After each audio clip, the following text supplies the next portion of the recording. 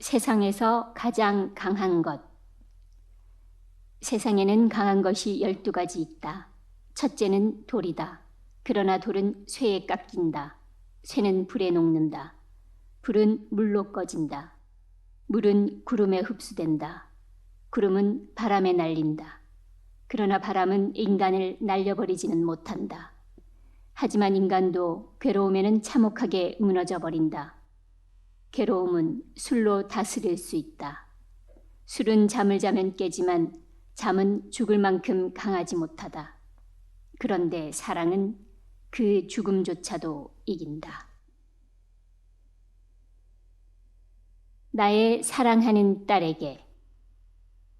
만약 내가 남편을 왕처럼 존경한다면 그는 너를 여왕처럼 떠받들 것이다. 그러나 만약 내가 하녀처럼 행동한다면 그는 너를 하녀처럼 취급할 것이다. 만약 내가 너무 자존심이 강해서 그에게 봉사하기를 싫어한다면 그는 완력을 써서 너를 하녀로 만들어버릴 것이다. 만약 내 남편이 친구를 만날 때는 목욕을 하고 옷을 단정하게 입고 나가도록 해야 한다. 그리고 남편의 친구가 집에 놀러 오거든 정성을 다해 극진히 대접하라. 그렇게 하면 남편은 너를 소중하게 여길 것이다. 항상 가정의 마음을 쓰고 그의 소지품을 소중하게 다루어라. 그러면 그는 기뻐서 너의 머리 위에 관을 씌워줄 것이다. 부자와 행복. 어느 도시에 굉장한 부자가 살고 있었다. 그의 넓은 저택에는 값비싼 가구들이 들어차 있었고 정원에는 무성한 나무와 아름다운 꽃들이 만발하였다. 그러나 그는 원하는 것은 무엇이든 가질 수 있음에도 행복하지 않았다. 왜냐하면 그는 커다란 저택에서 아버지나 어머니, 아내, 자식은 물론 친척 하나 없이 혼자서 쓸쓸하게 살고 있었기 때문이다. 부자는 생각했다. 돈이 무슨 소용인가. 맛있는 음식도 이제는 신물이 나네. 옷은 이미 옷장에 가득 차 있고 새 장식품으로 몸을 단장한다 해도 기쁘게 보아줄 사람이 없지 않은가. 내가 죽으면 이 재산은 누구의 몫으로 돌아갈까? 내 재산으로 누군가를 행복하게 해줄 수는 없을까? 이런 생각으로 부자는 괴로운 나날을 보내고 있었다. 부자의 슬픈 사연을 들은 이웃 사람들이 그에게 말했다. 가난한 사람들에게 재산을 나누어 주십시오. 그러면 가난한 사람들은 기뻐할 것이고 당신은 토라의 가르침대로 자선을 베푼 것이 되지 않겠습니까? 부자는 이웃 사람들의 조언을 듣고 결심했다. 맞아, 그래야겠다. 하지만 길에서 동정을 구하는 사람들 모두에게 돈을 나눠줄 수는 없다.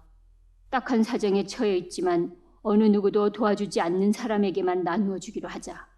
나처럼 혼자 사는 사람이라면 내 돈을 기꺼이 받아줄 것이다. 부자는 가방에 돈을 가득 넣고 가난한 사람들 틈으로 들어가 어느 누구에게도 도움을 받지 못하는 사람을 찾아다녔다. 그러나 그런 사람은 좀처럼 찾아볼 수 없었다.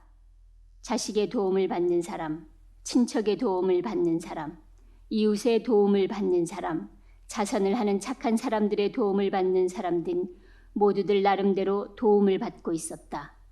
그래도 부자는 포기하지 않고 계속 찾아다녔다. 어느 날 부자가 들판을 걷고 있을 때였다. 커다란 바위 위에 남루한 옷차림을 한 남자가 앉아있는 것이 눈에 띄었다. 몸은 야위었고 옷은 누추했다. 그런데도 남자는 평온하고 유쾌한 얼굴을 하고 있었다. 부자가 다가가 남자에게 물었다. 당신은 왜 이런 곳에 혼자 앉아 계십니까? 달리 갈 곳이 없어서 그럽니다. 집도 절도 없고 마당이나 밭도 없습니다. 왜 그리 야위었습니까? 오랫동안 음식 맛을 잃고 살아왔습니다. 아니 왜 그리 남루한 옷을 입고 있습니까? 갈아입을 옷도 갖고 있지 않기 때문입니다. 당신에겐 도와줄 친척이나 친구나 이웃 사람도 없습니까?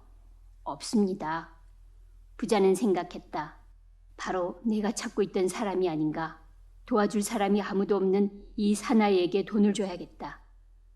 부자는 돈이 든 가방을 그 남자에게 주었다. 남자는 가방 안을 들여다보고 놀라며 부자에게 물었다. 무슨 이유로 이렇게 돈을 주시는 겁니까?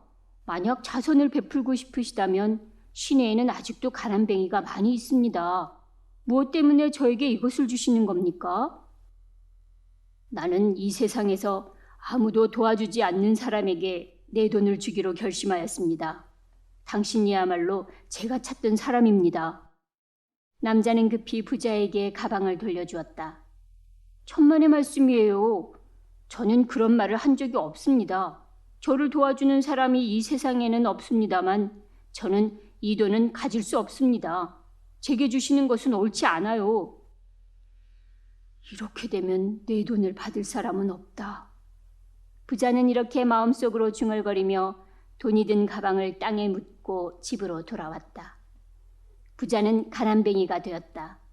그는 먼저 아름다운 정원이나 값비싼 가구 등을 처분했다. 그리고 호화스런 저택과 재산도 모두 처분하고 마침내 빈털터리가 되었다.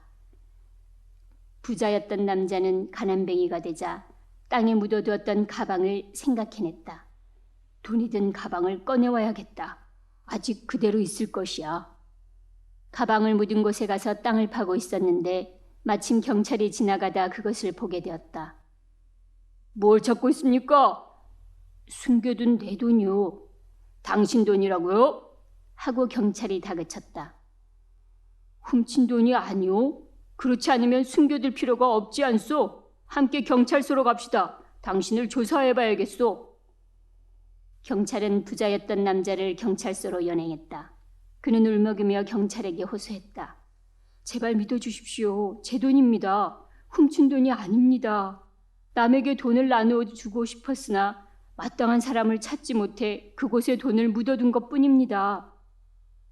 경찰은 부자였던 사람의 얼굴을 찬찬히 들여다보았다. 저 나를 몰라보겠습니까? 그때 당신의 돈가방을 돌려주었던 가난뱅입니다. 하나님께서는 아무것도 가진 것이 없는 사람도 도와주신다는 것을 이제 잘 아셨을 것입니다. 하나님의 가호로 나는 이렇게 관리가 되어 넉넉한 생활을 하고 있습니다. 당신은 제발 아무 말 마십시오. 당신은 도둑이 아닙니다. 그리고 그건 당신 것입니다. 내가 잘 알고 있습니다. 돈가방은 가지고 가십시오. 그리고 당신은 어째서 언제나 그렇게 고독해 보이는 겁니까? 자, 우리 집으로 가셔서 함께 식사를 합시다. 그때부터 부자였던 사람은 경찰이 된 가난뱅이의 집에서 편안하게 지내며 행복이 어떤 것인가를 그에게서 배울 수 있었다. 황제와 랍비.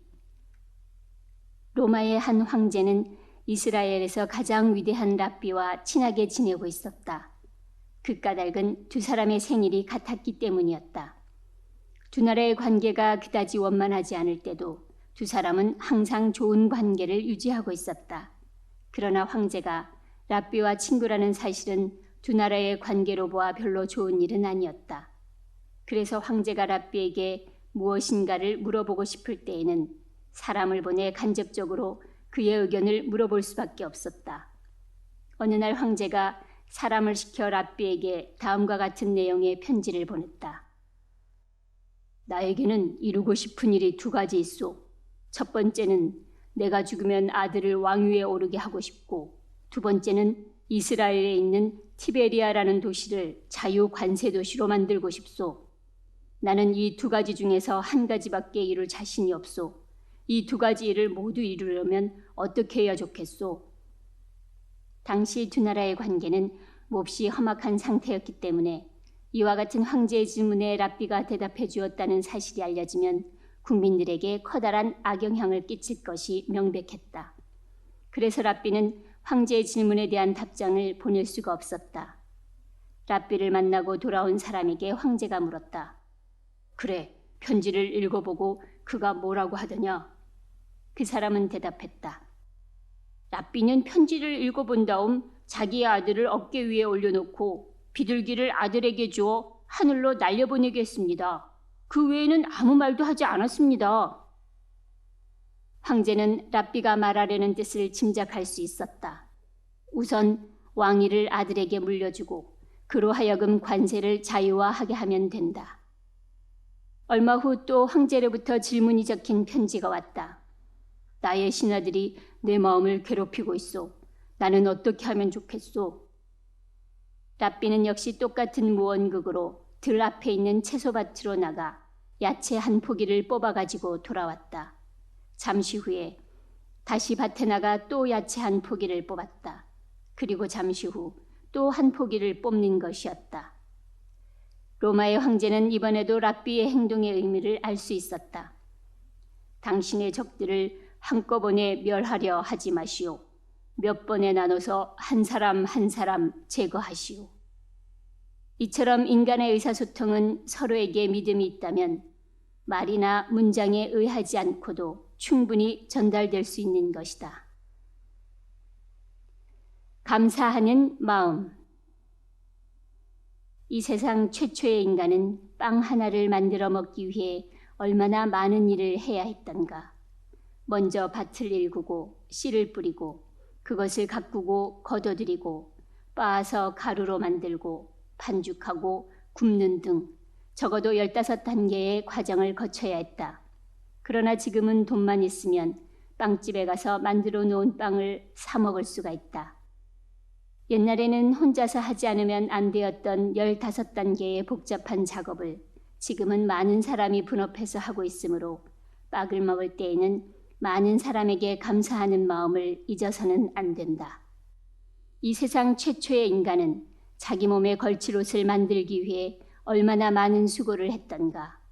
들에 나가서 양을 사로잡아 키워 털을 깎고 그 털로 실을 만들고 옷감을 짜고 만들어 입기까지는 상당한 노고가 필요했다.